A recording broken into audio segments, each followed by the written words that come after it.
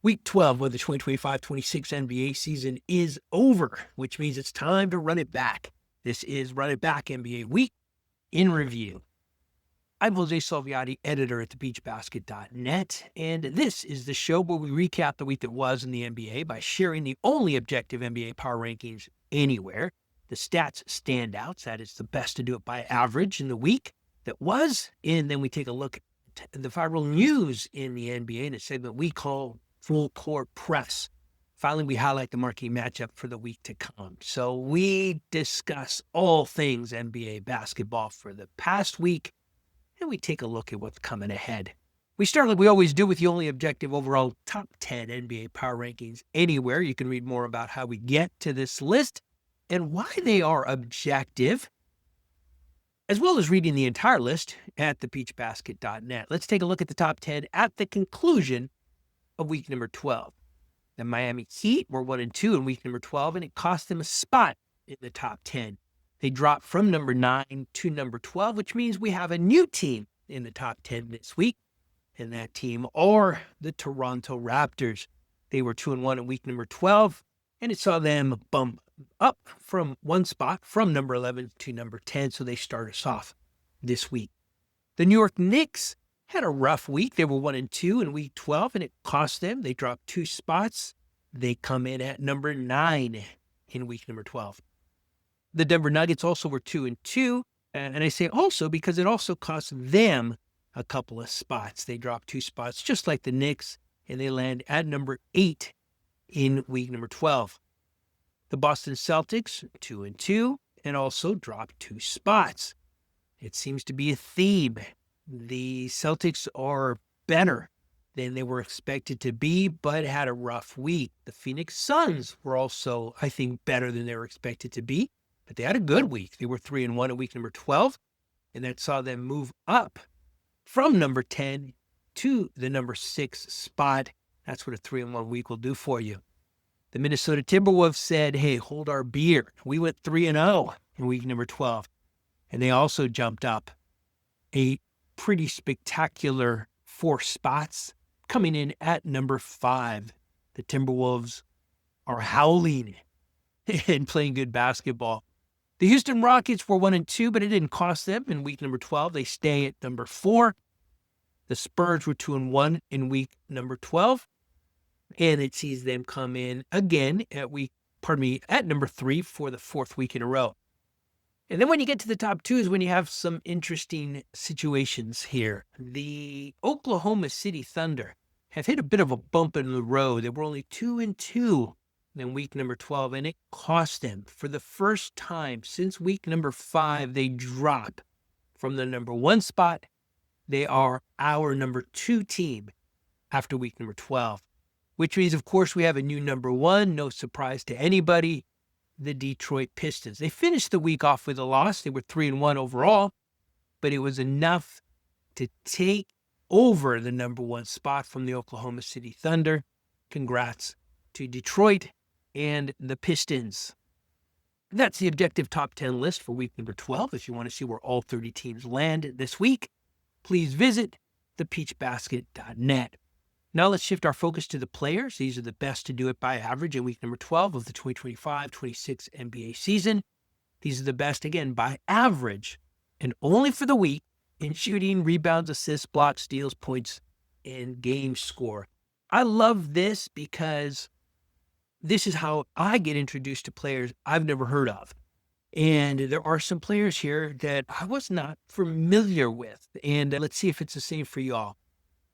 First, we start with a name we have not called out in the time that we've been doing it, and that is Trey Murphy. Congrats to Trey. He had himself a great week. He led everyone. He played 3 games and led the entire association with 34.7 points per game. It's been a rough go, things in New Orleans, but maybe the Pelicans have someone they can really build around. Not in Zion, not in Derek Queen, but in Trey Murphy. Trey Murphy also led everyone in 3-point shots made, 6.7. And he was the co-lead with 12.3 field goals made over his 3 games played. He shares that honor with Giannis Antetokounmpo. Let's move to rebounds, where Nikola Vucevic was the top rebounder, 3 games played. He pulled down 14.3 boards. Yusuf Nurkic and Steven Adams both averaged 6 offensive rebounds, but we give the shout out to Steven Adams. He did it over 3 games played, and Nurkic only played in 2. And Anthony Davis, unfortunately, hurt again. Also only played 2 games, pulled down 11 rebounds, though defensive rebounds, to lead the entire association. Last time we will be calling out his name, unfortunately, for a while. Hope he gets better soon. The top assist man was Jamal Murray. He played 2 games and averaged 16.5 assists. And here's a name y'all may not be familiar with. Musa Cisse is an undrafted rookie for the Dallas Mavericks, a position where they might need somebody now after AD's injury, although they got some other good centers on that team. But he played 1 game and sent back 3 shots. He was the top rim protector. Congratulations to Musa Cisse. Now, the steals category is pretty full. There were 5 players, all that averaged 3 steals a game, but we're going to give the shout out to Javonte Green, because Javonte did it over 4 games played. Javonte Green plays basketball for the Detroit Pistons. You may not know that. I admit I did not. But again, over 4 games, he had 3 steals on average. Well done. Good week for Javonte Green. Trey Murray was the overall game score lead with a respectable 28.8. Those are our stats standouts for week number 12. Now let's look ahead to week number 13. The best matchup is undeniably in the West, where the top 2 Western Conference teams will go head-to-head. In Oklahoma City, the Thunder are only 6-4 over the last 2. We talked about that earlier.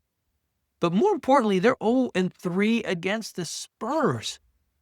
So we have to do it. We have to call this week number 13 game what it is for the Thunder, and that is a must-win.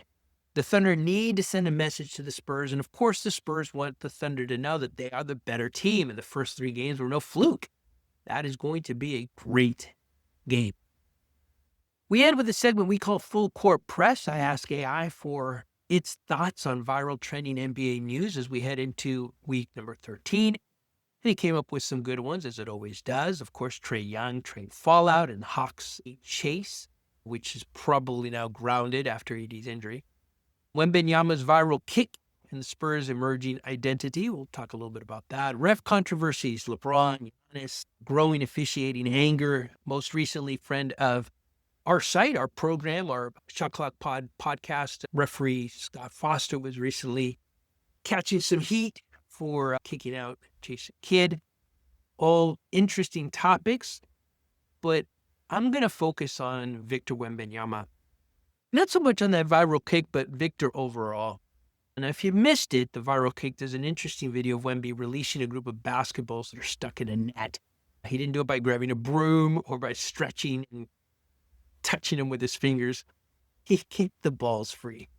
Yeah, I mean it. He jumped and he kicked the balls, which were over 9 feet in the air, free. He did it with a kick. That's incredible. Now, as amazing as that is, again, that's not what I want to focus on, but it is a video worth watching if you haven't seen it yet. Instead, I want to focus on Victor Wembanyama as a person and a player. Now, a few seasons ago, Steve, a co-host of the Shot Clock Pod, which we just referenced, and we did a series where we matched current players with players from the past.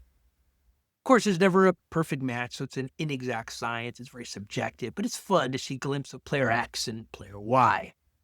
And I got to tell you, I see a lot of Kareem Abdul-Jabbar in Victor Wembanyama. Now, no, Kareem never kicked a ball free from a net that we know of. And no, I'm not just basing this on the fact that both are 7 feet tall. It goes deeper. And honestly, it bodes really well for the San Antonio Spurs. Wembanyama, for example, spent around 10 days at the Shaolin Temple in China, training Shaolin Kung Fu, working on balance, flexibility, and warrior monk-style conditioning. Now, Kareem famously studied martial arts with Bruce Lee, training Jeet Kune Do, footwork, kicks, and balance, and even appeared with him in a film called Game of Death. If you haven't seen that film, I don't know if the film is necessarily good. I do remember watching it, but you can see just a snippet of Kareem and Bruce Lee's moment. If you haven't seen it, Google it. It's incredible. Suffice to say that Kareem in the movie left an imprint. Bruce Lee, great scene. Now, both of them, Wemby and Kareem, talk about martial arts as a way to improve body control, balance, and mental discipline that then translate to basketball. But again, it goes further than that. It's deeper than that. They're both voracious readers. Kareem is widely known as an avid reader and writer, publishing essays, op-eds, novels, historical works, and often discussing literature, politics, and philosophy. Cap, as he was known in his time with the Lakers, has written over 15 books. Wemby shared that he reads a book before every game and also for an hour before he goes to sleep. Reading is a part of his pregame routine.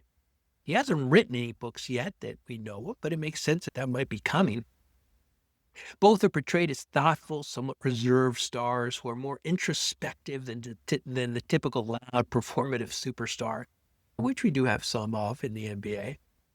Now, on the court, Wemby falls a little bit behind. In his first 3 seasons, 1969 to 1972, Kareem averaged an astounding 28.8 points, 14.5 rebounds, and somewhere between 4 to 5 blocks.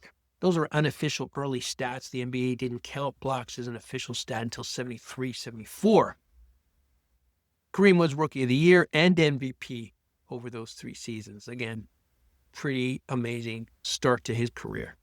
Wemby can match the Rookie of the Year and comes close in rebounds at 11.5 and blocks, really 3.6, and those are official, obviously, but he isn't quite the scorer Kareem was. Still, 23 points per game isn't bad. Kareem, of course, is most famous for a skyhook. Wemby's signature shot right now might be that elbow jumper. It's a little fadeaway, and he shoots from so high up, it's virtually unblockable, just like the skyhook.